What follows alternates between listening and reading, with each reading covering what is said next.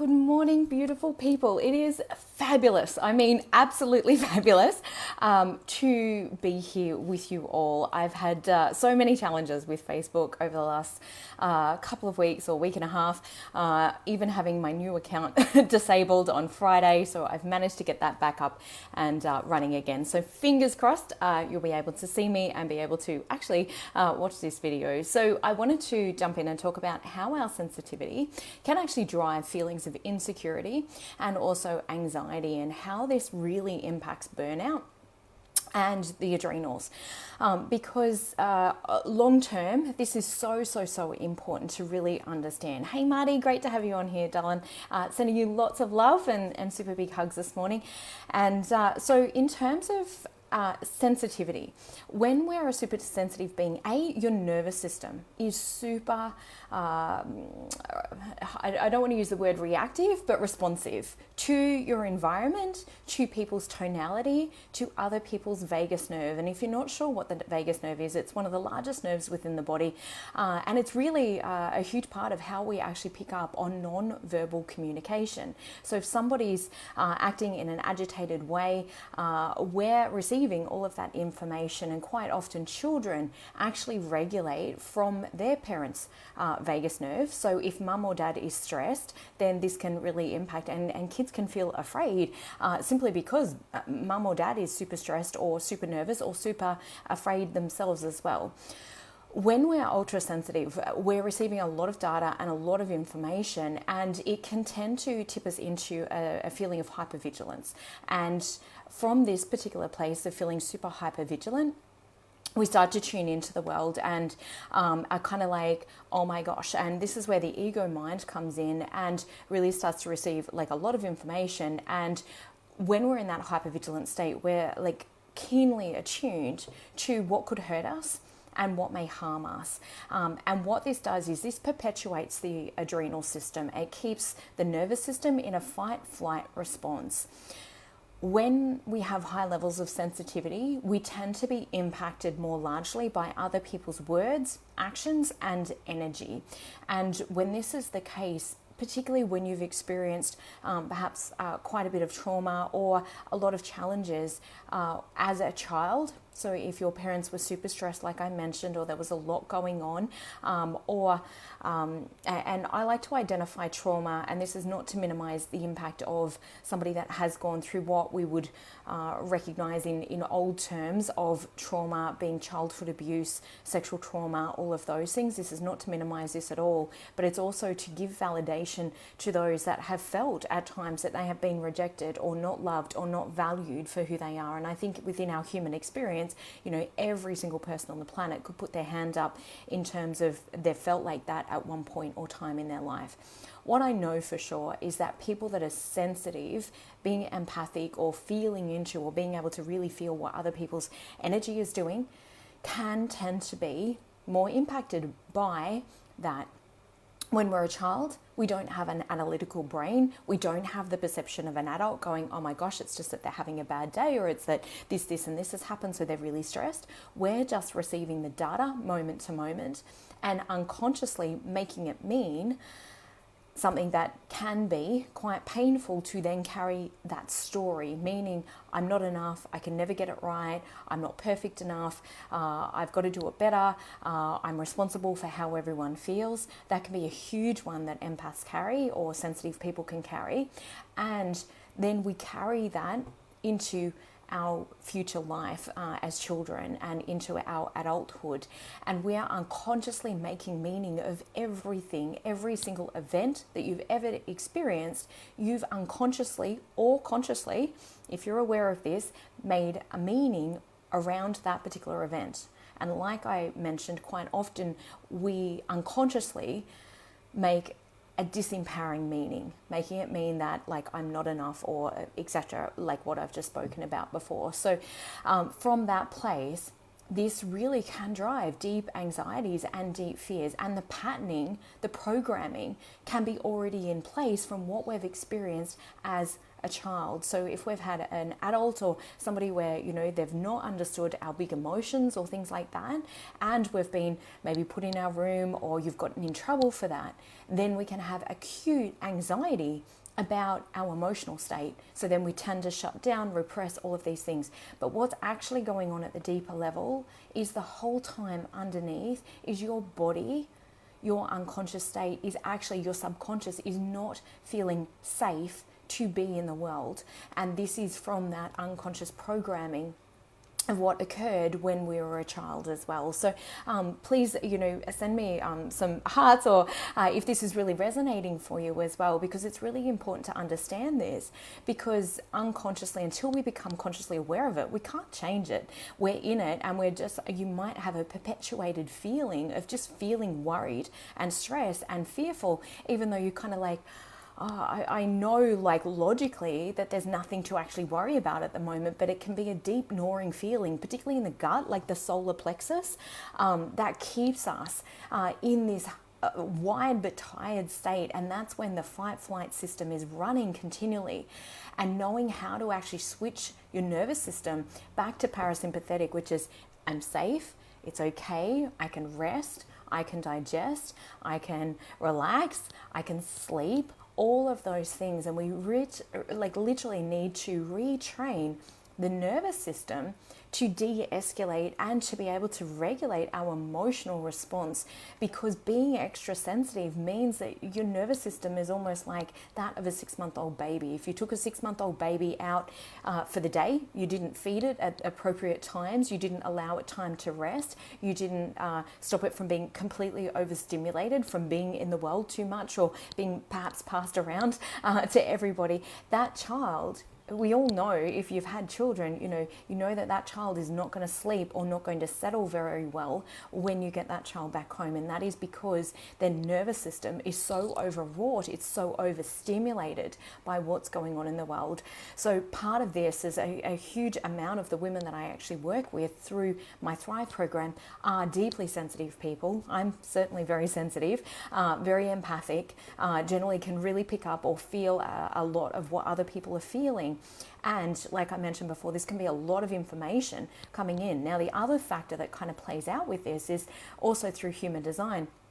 If you do not understand how your energy interacts with the world and how it interfaces, then you can be actually taking in other people's energy and it gets amplified in your system. Now, this is certainly a lot of what happened to me up until I think it was like age 22, when I realized like so much of what I'd been feeling wasn't actually even my own. And I would feel like an absolute nutcase because I couldn't explain why I was feeling what I was feeling. And my ability to discern what was actually mine and what wasn't was like just not there.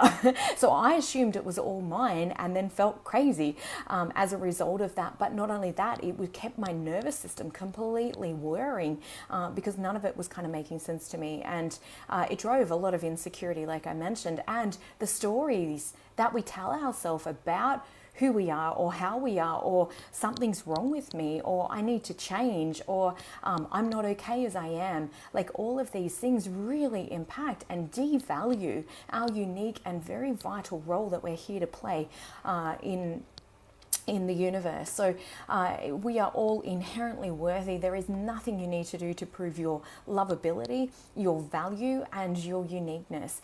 You are inherently born that way, just the same as a baby is absolutely deserving of the love, care, and attention from an adult or from its carer.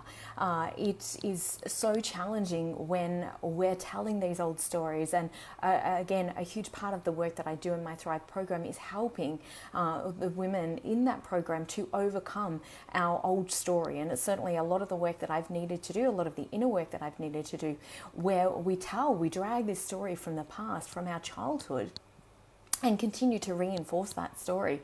And the whole time then the nervous system keeps getting anchored into this depressed or powerless state, or feeling devalued, or feeling we're not enough, which keeps us in the proving, the striving energy of, oh my gosh, I've got to do all these things, or I've got to please everybody, otherwise I'm not safe. And we're really acting from our nervous system's entrainment of what it experienced, maybe as a 2-year-old, a 3-year-old, a 5-year-old, a 7-year-old, because we didn't have the analytical mind at that point. That's not developed until roughly around age 8 is when it starts development of the analytical mind, where we can become a critical thinker and go, hang on a second, what's actually going on here?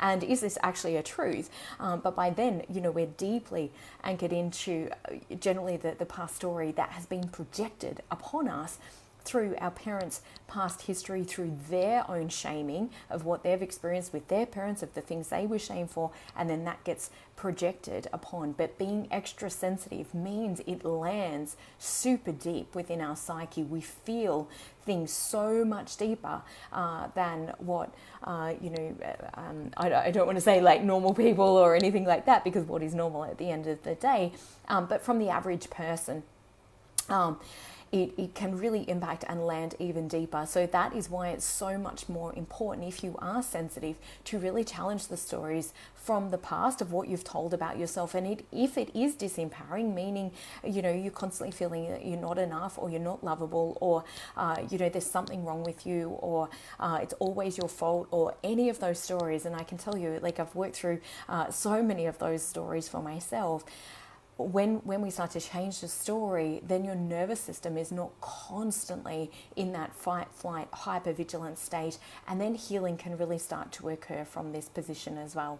So really understanding that a lot of anxiety is driven by our thoughts, and then also by that lowered hormones within the system, because when we've been in adrenal fatigue for a long time, it really starts to impact your estrogen, progesterone, testosterone.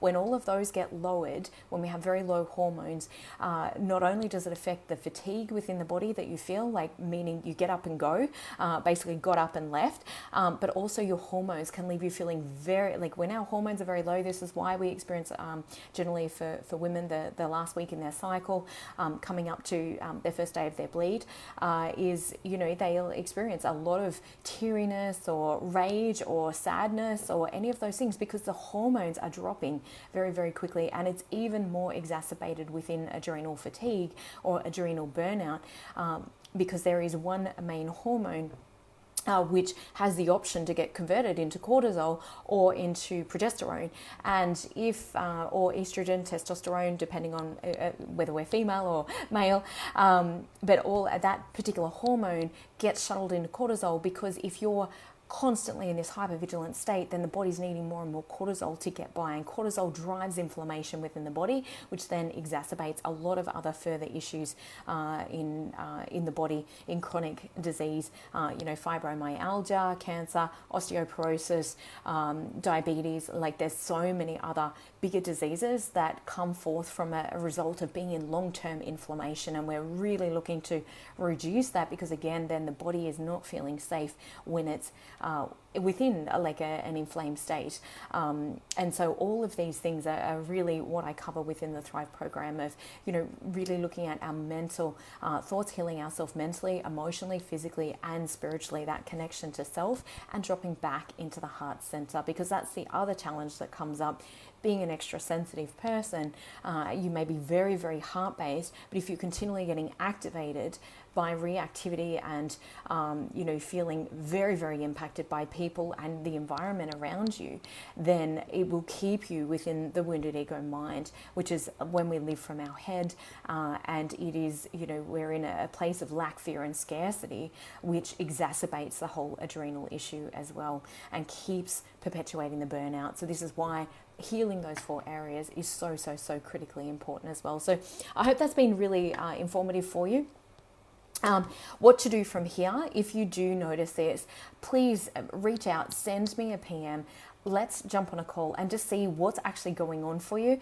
Quite often we can also get to the root core belief of what you're actually believing to be true, and then we can have a chat and see if and how I might be able to help you moving forward to really recover from this, but not only heal your body.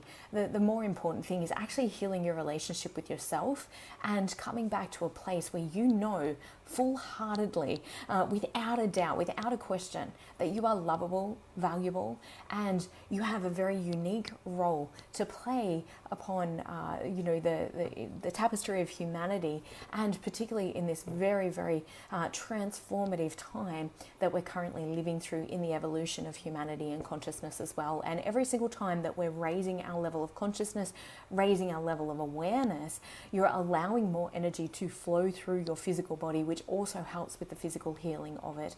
So not only do you get your energy back, do you get to feel better, but you also, maybe even for the first time, if you're like quite a few of my participants through the Thrive program, is really fall in love with who you are again from a very deep and genuine place, not from a place of arrogance or insignificance or I'm better than or, any of that.